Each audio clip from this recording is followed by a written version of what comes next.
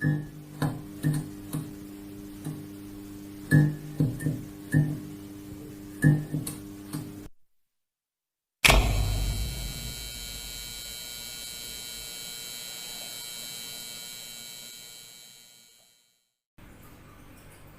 flu biasanya muncul pada saat terjadi perubahan cuaca dari panas ke dingin atau dari hujan terus panas.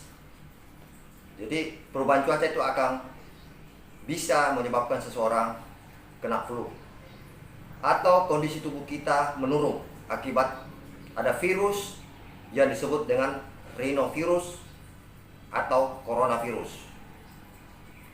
Virus ini sebenarnya sudah dikenal sejak tahun 60-an. Jadi sekarang ini lagi muncul namanya virus corona. Padahal sudah dikenal sejak tahun 1960.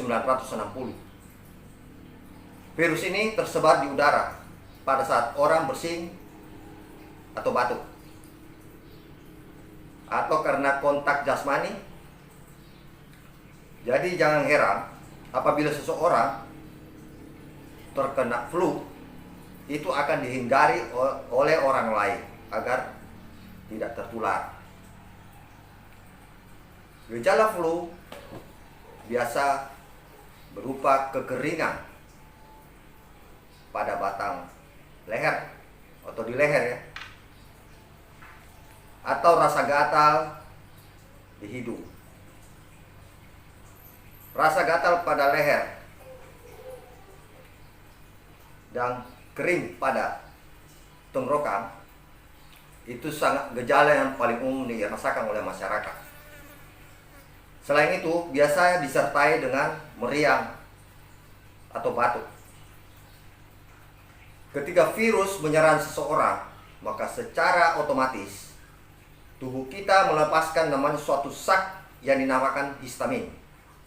Histamin inilah yang menyebabkan hidung kita tersumbat dan banyak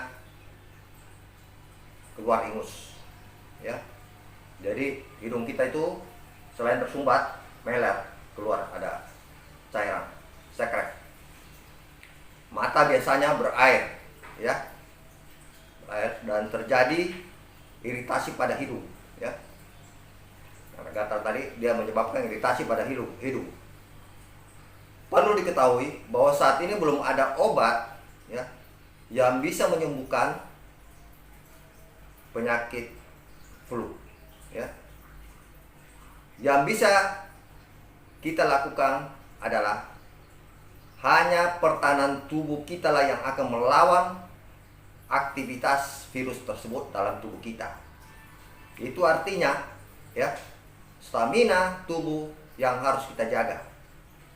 Dengan stamina kita jaga, maka otomatis virus itu akan bisa dilawan dari dalam tubuh kita. Yang bisa kita obati adalah gejala-gejala tadi yang saya telah sebutkan ya, agar penyakit ini segera bisa kita atasi ya. Untuk menghilangkan gejala-gejala tersebut ada sejumlah sediaan obat ya, yang dapat kita beli secara bebas di apotek ya. Dan biasanya untuk obat flu yang tersedia di apotek itu biasanya dalam bentuk kombinasi ya. Kombinasi itu antara lain apa? Biasanya kombinasi itu menyangkut tadi gejala-gejala yang kita alami ya. Misalnya ada gatal pada tenggorokan ya, hidung tersumbat ya, kemudian ada batuk ya, kemudian ada pusing atau sakit kepala. Nah, biasanya dalam satu sediaan obat itu dia mengandung paracetamol ya. Yang kedua biasanya mengandung pseudoephedrine ya, kemudian mengandung CTM, dan terakhir dalam komposisi itu mengandung gliseril guaiacolat. Nah, untuk kombinasi ini kenapa dipilih kombinasi begini? Untuk meredam gejala tadi Pastamol fungsinya apa? Untuk menghilangkan pusing atau sakit kepala, ya. Kemudian pseudoephedrine itu adalah untuk melebarkan pernapasan kita, ya, sehingga pernapasan kita longgar ketika kita flu. CTM fungsinya adalah untuk antihistamin, ya, karena tadi histamin yang dilepaskan tadi itu perlu juga diantisipasi dengan antihistamin, ya. Kemudian ada gua cokolat tadi. Gua cokolat itu fungsinya adalah untuk mengencerkan sekret atau lendir yang ada dalam atau pada tenggorokan, ya.